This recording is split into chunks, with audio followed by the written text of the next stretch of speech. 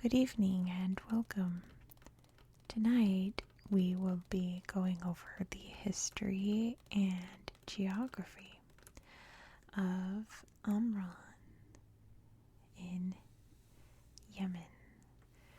I know we've gone to Yemen a lot this year. You can see all the little markings of all the various places we've gone to in Yemen. I don't think we're going to be going back to Yemen for a long time after this, so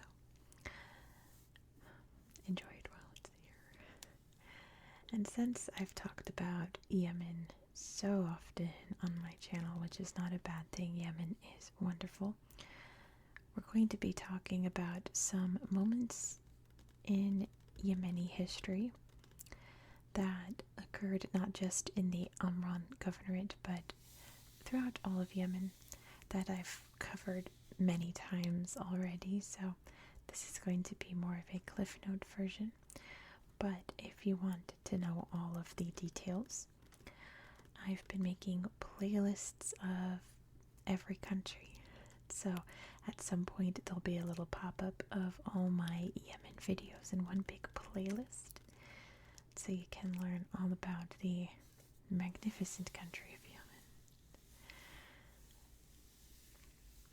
If you don't know if this is your first Yemen video with me, I'm obsessed with the ancient architecture of Yemen. I think it's some of the most beautiful in the world. I'm not a big architecture person, but I think there's something very whimsical and very fairy tale, kind of like not like King Arthur fairy tale, but like Arabian Night fairy tale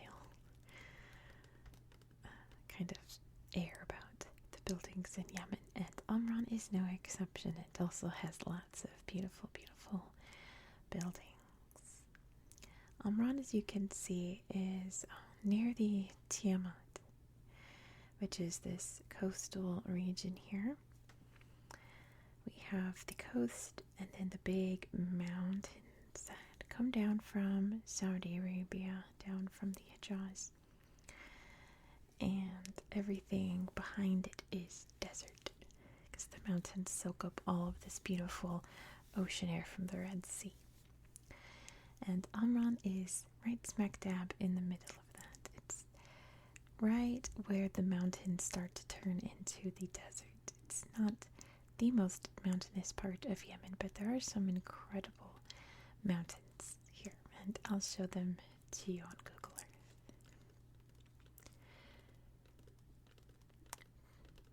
I would say probably some of the most interesting things about the Amran governorate is not just the buildings, but the date of these old buildings, kind of like in its neighbor here, Sana'a.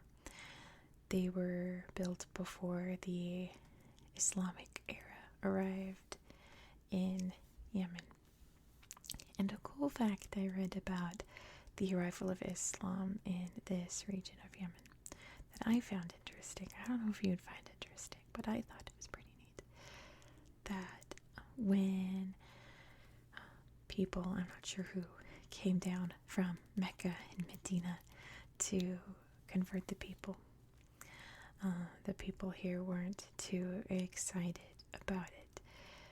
The Sabaean kingdom rose and fell here. This was a big Sabaean town for trade, especially since it's near Sana'a here. But the glory days of that time were very much over, and it was just a little tribal area, people minding their own business, growing their crops, lots of farming happening up here. So when people are coming down from Mecca saying that they have a new religion from a prophet, they're like, okay, yeah, sure. We're living our lives here. So they went back to Mecca to talk to Prophet Muhammad. And the person that came next was, I didn't write down his whole name, but I know him as like Ali Talib, to convert the people here. And that name is important in Islam because his son would be the caliph that was assassinated and sparked the split between Shia and Sunni. Ashura is the holiday that the Shias not celebrate because it's a day of mourning, but observe for his passing. And I thought that was kind of neat. So this region has always been Shia Muslims because the guy that came to convert the region to Islam was the father of the guy that sparked the branch of Shia Islam. I think that's neat. I don't know if that's like a cool fact, but I thought that was interesting. Many, many fortresses were built in this region all throughout Yemen, but there's some really neat ones up here. Amran had its own fortress, but it didn't really see its glory days until like the 1700s. There's a really cool fortress up here in the mountains. It's not on my map, it's about up here somewhere. But I'm going to show it to you on Google Earth. I think it's the most beautiful mountaintop fortress that I've ever seen. So stay awake if you can, because you're going to want to see what that looks like. Many, many times when the Ottomans invaded, they attacked that big mounted fort in the town. It's called Shahara. And most of the time they were not successful. They did succeed, I think, once, but didn't manage to hold on to the region for very long. And they attacked even up into the 20th century and failed because it was too hard to penetrate that fortress. And you'll see why in a minute. This region, of course, once Yemen became independent, was part of North Yemen, which just became Yemen in the 1990s. Just one big Yemen. No more North Yemen, South Yemen. I've stated many times the difference, but it is important to note that North Yemen was essentially run by the Zaydis, which was its own branch of, not like Islam, right, but its own branch of Islamic rulers who were very, very traditional. The tribes here really aligned themselves with the Zaydi movement, so they just went hand in hand.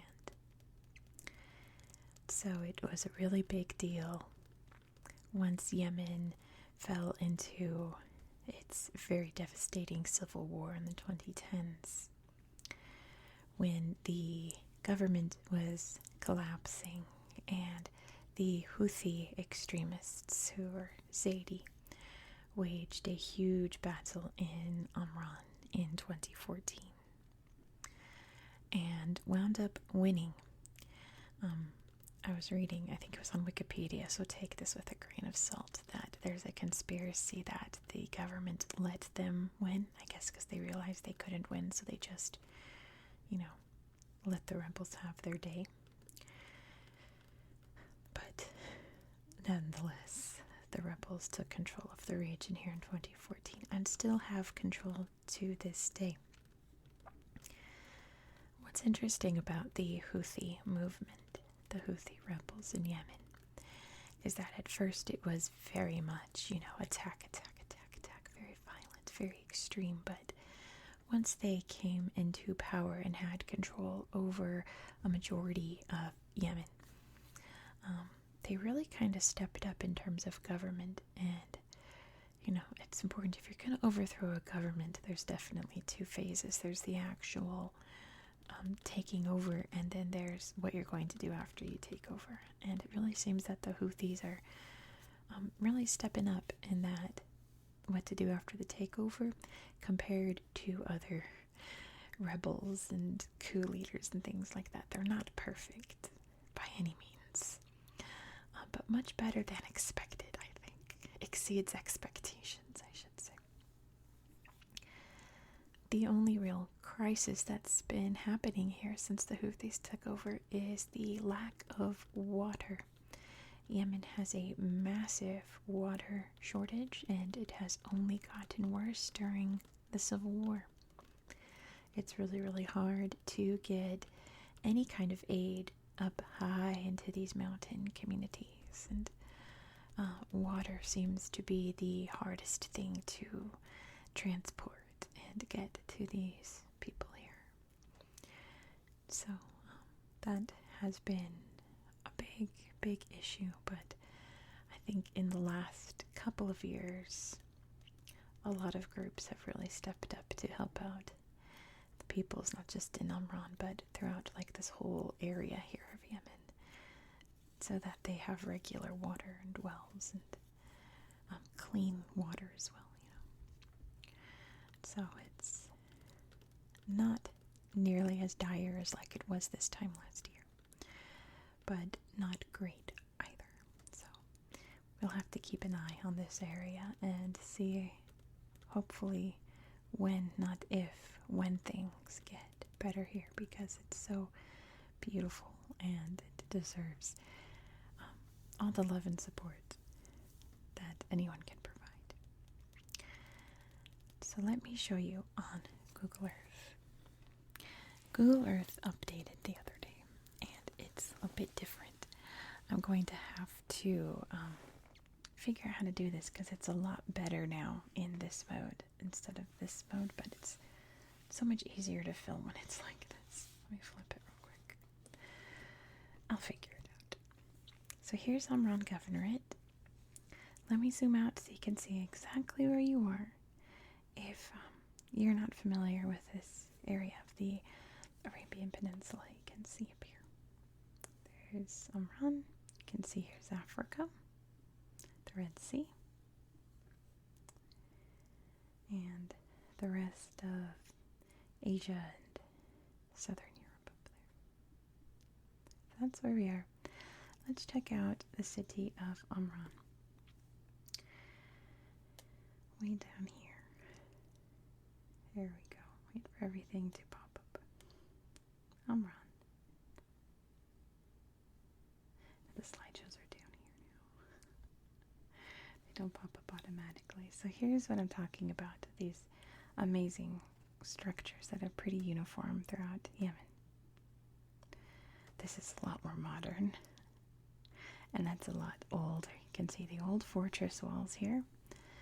And some more ancient structures here against these beautiful cliffs. You can see they've kind of fallen apart up here, but it's a very old wall here. Beautiful, beautiful forts all throughout this region. Look at this on top of this cliff.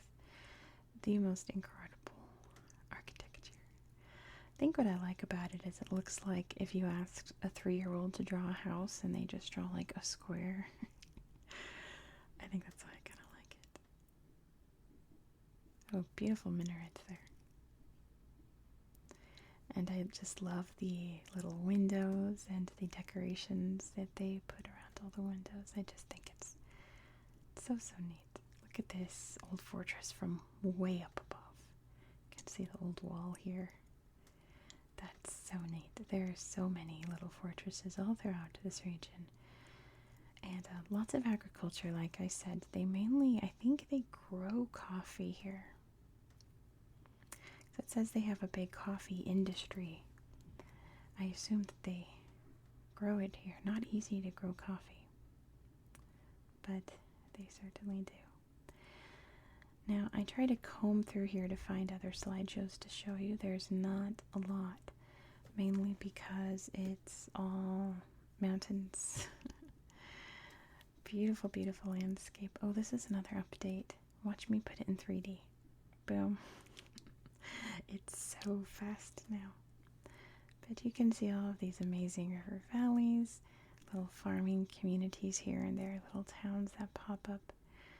It's a very, very beautiful place, and it's minimalism, I think. But it means I don't have a lot of pictures to show you. Like, I found pictures, but nothing terribly exciting to show you. I also love these little mountains that just look like little spots, like little Dalmatian spots. So let's look at Shahara. I'm going to put the 3D back on. Boom. That's so fun. So it's way up high on this mountain. Oops. Spoilers. Spoilers for later videos. Slideshow, come here. I'm trying to tap this, but it keeps disappearing. This one. Thank you. Shahar, look at this. Look at this bridge going across the mountains and up to the town above. To these amazing fortress buildings here. Look at this bridge here over the pretty little waterfall and well. It's so spectacular. There's, like I said, there's something so fairy tale about this, something so whimsical, something so fantastical. I can't quite put my finger on it, but it looks like it came out of a picture book, you know. That looks nice too. I bet that's relaxing. Ooh, the drop down. Be very careful. Oop, they're jumping anyway. But yeah, this incredible old bridge here, holding them up like it's nobody's business. This big winding bridge up to the top. I just thought that's the most spectacular thing. Little farms here behind the mountains. Old steps here. It's just so pretty. Look at these. So yeah, you can see now why the Ottomans had a hard time getting up here. Because you can pretty much only get up there on foot, right? I wonder if any of these others work. And just I think just more pictures of what we saw. There's the well. Looks like there's some terraced farming here, little reservoir. Ooh, it's such a big drop. It's so remarkable, I think. What a neat town is that. Oh, that is so cool. Amazing. Reminds me of like how we were just in Peru looking at the ancient cities high up in the Andes. It reminds me of that. Just little tiny towns at the tippy top of these big, big mountains. So yeah, that is, I think, all that I had to show you. So I'm going to leave it there. Let's see if this mountain here, Japanese mountain, has a slideshow. Oh, it does. Let me scroll through this while I end the video. Thank you so much for watching. If you enjoyed this style of content, please consider subscribing, as this is an ongoing series on my channel. Next, we're going to be heading over to Vietnam, where you can see even more spectacular farming landscapes. Some really, really neat ones. So be sure to subscribe so you won't miss out. Oh, look at this. I assume that's a mosque or something up there. How cool is that? I hope that you found this video to be relaxing and educational. And I hope that you have a good night.